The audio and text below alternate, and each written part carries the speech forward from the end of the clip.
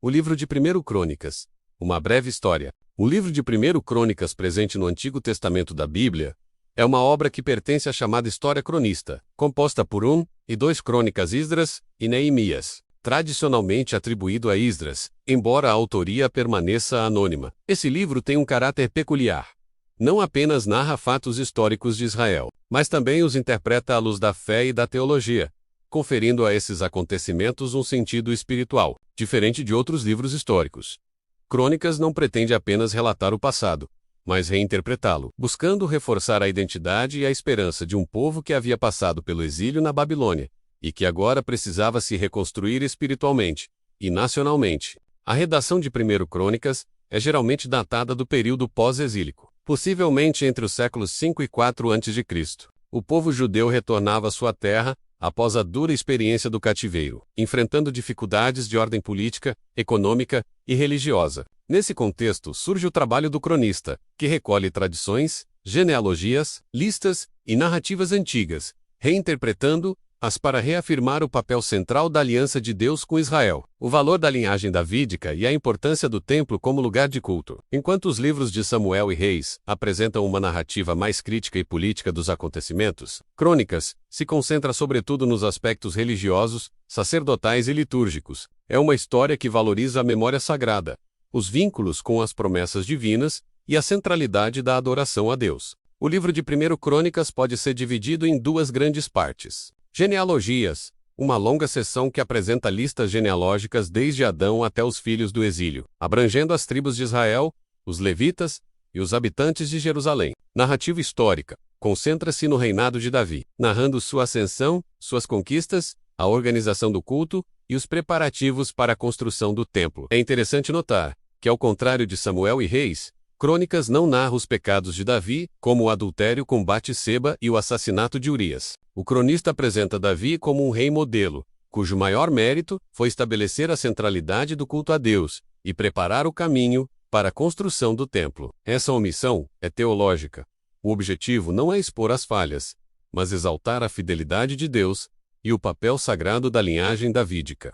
O livro se inicia com uma longa e detalhada genealogia, que pode parecer cansativa à primeira vista, mas que possui enorme importância teológica e histórica. O cronista começa em Adão, o primeiro homem, e percorre as linhas de descendência até chegar a Abraão, Isaque, Jacó, Israel e as 12 tribos. Ao fazer isso, ele insere o povo de Israel na grande narrativa universal da humanidade. Israel não surge do nada. Está ligado à criação, à promessa e ao desígnio divino desde o princípio. As genealogias cumprem várias funções. Reforçar a identidade. Após o exílio, muitos judeus retornavam a uma terra que já não reconheciam plenamente como sua. Relembrar suas raízes tribais era fundamental para restaurar o senso de pertencimento. Legitimar funções religiosas e políticas, especialmente entre os levitas e sacerdotes. Era crucial provar a linhagem para poder exercer funções no templo. Mostrar continuidade histórica. Apesar das tragédias como a divisão do reino e o exílio, Israel continuava conectado à promessa feita a Abraão e à descendência davídica. O cronista organiza as genealogias de forma temática. Descendência de Adão, filhos de Noé, tribos de Israel, famílias de sacerdotes e levitas, até os que habitavam em Jerusalém. O tom é de memória e restauração. O povo exilado se vê novamente como herdeiro de uma história ininterrupta. Curiosamente, a narrativa histórica em Crônicas começa com a morte de Saul. O cronista não se detém nos detalhes do reinado de Saul, como ocorre em 1 Samuel. Ele apresenta a morte do primeiro rei como consequência de sua infidelidade a Deus, especialmente por ter consultado uma médium, em vez de buscar o Senhor. A partir daí, a ênfase se desloca totalmente para Davi, o verdadeiro escolhido de Deus. Esse contraste entre Saul e Davi não é apenas histórico, mas também teológico. Saul representa a infidelidade e a rejeição, enquanto Davi encarna a fidelidade e a escolha divina. Assim, o cronista deixa claro que a legitimidade da monarquia está na casa de Davi. Davi é retratado como um líder carismático e militar vitorioso. Ele é ungido rei em Hebrom e reúne ao seu redor guerreiros valentes e fiéis. O cronista dá destaque especial àqueles que apoiaram Davi desde o início, mesmo quando ele ainda não tinha poder pleno. Essa ênfase nos valentes de Davi reforça a ideia de que o reinado davídico nasceu da fidelidade e da coragem de homens, guiados por Deus. Jerusalém é conquistada e estabelecida como capital política e religiosa. A cidade, chamada de Sião, torna-se o centro da história de Israel. Esse ponto é central, pois o cronista escreve em um tempo em que Jerusalém e o templo eram símbolos da identidade nacional e religiosa. Outro aspecto central da narrativa é a transladação da Arca da Aliança para Jerusalém. A arca, símbolo da presença de Deus, é levada com grande celebração. Embora um incidente trágico ocorra, Uzá, ao tocar a arca de forma indevida, morre instantaneamente. Esse episódio reforça a santidade e a reverência que o povo deveria ter diante de Deus. A arca é finalmente colocada em Jerusalém, e Davi organiza grandes festividades, incluindo cânticos, sacrifícios e louvores. Aqui o cronista introduz o papel dos levitas e músicos, destacando a importância da música e da adoração comunitária. O culto não é improvisado.